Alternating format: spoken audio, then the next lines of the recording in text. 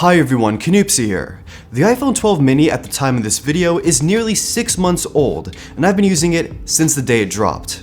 This is the iPhone that many people have dreamed of for quite a while, a return to the small form factor, but with the power and features of the other iPhone 12 devices. But for some reason, that didn't translate into popularity and sales of this device. We'll talk more about that throughout this video, as well as I'll be sharing my thoughts on this phone after 6 months. This is my long-term review.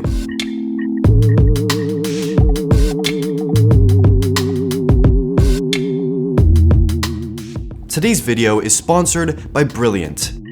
Okay, first up, design. Now, I can't stress this enough, using a small phone in 2021 is an awesome but rare thing. It's such a refreshing and truly wonderful experience. You can reach all the corners of the display, it fits in your pocket, and it's just an absolute joy to use. And the size is something I really loved about this device, especially using the iPhone 12 Pro Max alongside this phone over the last 6 months. Going to this device is such a treat. This phone is thin, light, durable, and is held up quite nicely. There are just a few small dings in the aluminum around the edges from daily use, but the display itself is flawless, and so is the back. I've only really put the phone in a case just for some of the more rough and intensive shoots I've gone on with this device. This one's from Moment, but besides that, the phone's been completely exposed and it still looks pretty new. Overall, I still love the design on this device. Those squared off edges are modern and beautiful, the phone feels great to hold, and even using the 5.4-inch display has honestly really not been an issue.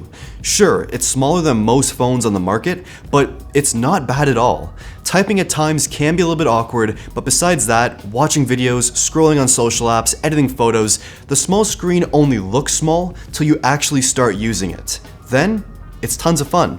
Also, using this phone on a daily basis, just like I said in my 12 Pro Max 6 months later review, it still feels as fast as day one. There's no lag, no long wait times, multitasking, gaming, everything here is smooth and fast. The animations are fluid, opening apps, no problem, everything is crazy fast on this device. Apple didn't bump down or skimp on the specifications in this device, it has everything. A14 processor and all, it's a flagship phone, but tiny, that's it. iOS has also improved quite a bit since this phone dropped back in the fall of last year. It's gotten much more reliable and steady on a daily basis, and there's just been some great updates all around that have made iOS 14 much better. Now if you have an Apple Watch, you can actually unlock the device even if you have a mask on with Face ID.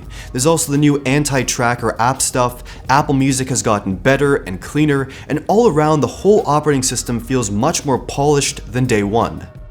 I'll be honest though, all the hype about custom app icons and widgets faded real quick for me over a few months, but the app drawer has been really useful. I've gotten rid of so many apps on my device, only keeping the essentials, but some of those companion apps that I need or things I can't delete but don't use frequently, I can just throw them in the app drawer. They're gone, but they're also still there. It's a great way to add a more minimal experience to iOS. Now, let's talk about the cameras on this device. The whole smartphone market for cameras has changed quite a bit even since this phone dropped, but I still think Apple is one of the leaders here when it comes to smartphone cameras well into this year with this iPhone 12 series. There's not a high megapixel count, there's only 2 cameras in the back, 1 selfie camera on the front, no crazy features, but what Apple really excels at here with their cameras is consistency, quality, and reliability. Photos with the selfie camera are pretty alright, they look crisp and detailed in most conditions. But the rear camera setup is the real champion here. Both the main and ultra-wide camera are 12 megapixels, and they're incredibly consistent in terms of image quality, but also they just straight up take great shots.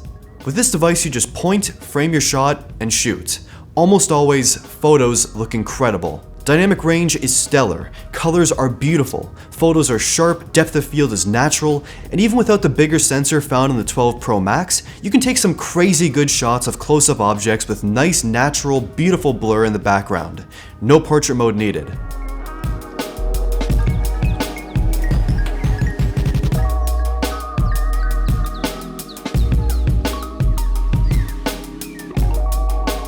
Of course, night shots on this device with night mode are some of the best on any device today. Consistent, bright, beautiful, and they look natural, once again. Video recording is also another wonderful thing on all the iPhone 12 devices.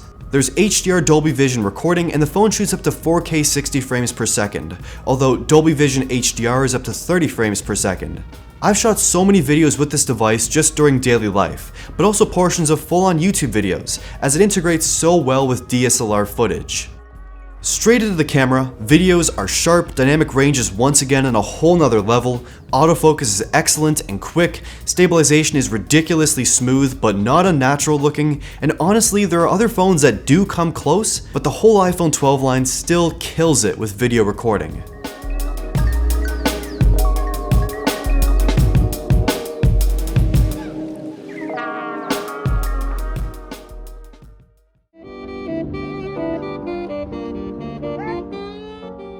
All of this camera performance is packed into this tiny device, so whether you're shooting video or photos, this phone is amazing, as you can bring it into more places, it's easier to hold, carry, and pocket.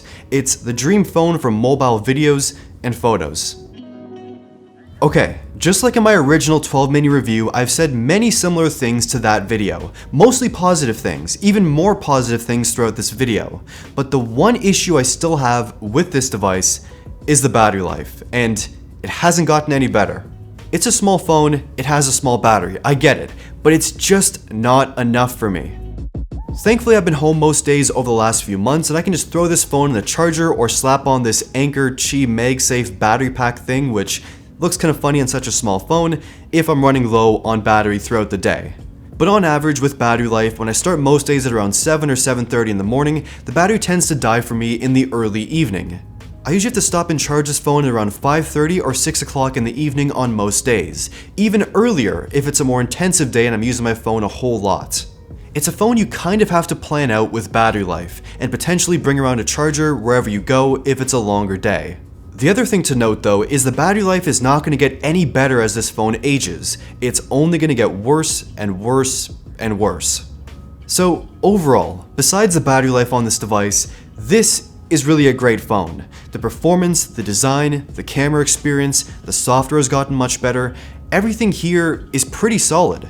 But why was this the lowest selling out of all the iPhone 12 models? Why is Apple canceling the iPhone mini after this year's iPhone 13 mini? Well, there are a few reasons. When this phone first dropped, we were kind of in a state where we've really adapted to our new stay-at-home reality. We're spending less time out and about, more time on our phones, and doing more on our devices than when small phones were a big thing. And a small phone like this isn't the best for watching videos, typing, FaceTiming with friends, and doing daily tasks. Also, with that small battery, you won't be able to do many of those things either for that long. Well, the 12 Pro Max was the best selling out of all the iPhone 12s because, well, it's the best phone for at-home usage. Huge display, huge battery, and even though it's big and heavy and awkward to use at times, we're at home. Using a big device isn't so bad when we're stationary and not really going anywhere. And don't forget about the iPhone 12 Standard, just a bit more expensive than the Mini, but you get a bigger battery, bigger display, and some other little things as well.